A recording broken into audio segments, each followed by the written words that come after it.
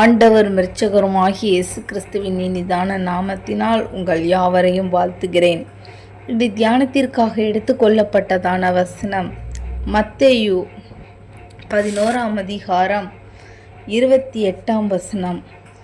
வருத்தப்பட்டு பாரம் சுமக்கிறவர்களே, நீங்கள் எல்லோரும் என்னிடத்தில் வாருங்கள், நான் உங்களுக்கு இறைப்பாறுதல் தருவேன். என் அன்பு தேவனுடைய பிள்ளைகளே, இந்த வசனத்தில் பார்க்கும் பொழுது வருத்தப்பட்டு பாரம் சுமக்கிறவர்கள் எல்லோரும் என்னிடத்தில் வாருங்கள், நான் உங்களுக்கு இளைப்பாறுதல் தருவேன்.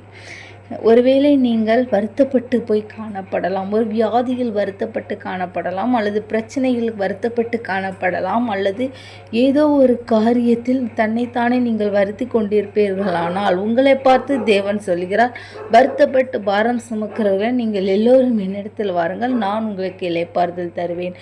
எங்கு சென்றால் நமக்கு இளைப்பாறுதல் கிடைக்கும், ஐயோ யாரிடம் சென்றால் எனக்கு ஆறுதல் கிடைக்கும் என்று நீங்கள் ஒருவேளை அங்கும் இங்கும் அலைந்து திரிந்து கொண்டிருப்பீர்கள். ஆனால் உங்களை பார்த்து தேவன் எல்லோரும் என்னிடத்தில் வாருங்கள், நான் உங்களுக்கு இளைப்பாறுதல் தருவேன் சொல்கிறார்.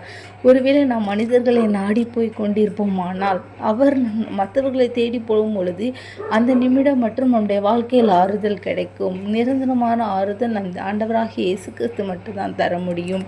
உங்களை பார்த்து தான் உடைந்து போய் காணப்படுகிற, எல்லாராலையும் தன்னைத்தானே கைவிடப்பட்டு வருத்தப்பட்ட சூழ்நிலை காணப்படுற உங்களை பார்த்து தேவன் சொல்கிறார், வருத்தப்பட்டு பாரம் சுமக்கிறவங்க எல்லோரும் இடத்துல வாருங்கள், நான் உங்களுக்கு இளைப்பாறுதல் தருவேன். ஒருவேளை நீங்கள் சோர்ந்து போய் இருக்கிறீர்களா, உங்களை பார்த்து தேவன் சொல்கிறார், என்னிடத்தில் வாருங்கள், நான் உங்களுக்கு இளைப்பாறுதல் தருவேன். கர்த்தர் தாமே உங்கள் யாவரையும் ஆசீர்வதித்து வழி நடத்துவாராக. ஆமேன், ஆமேன்.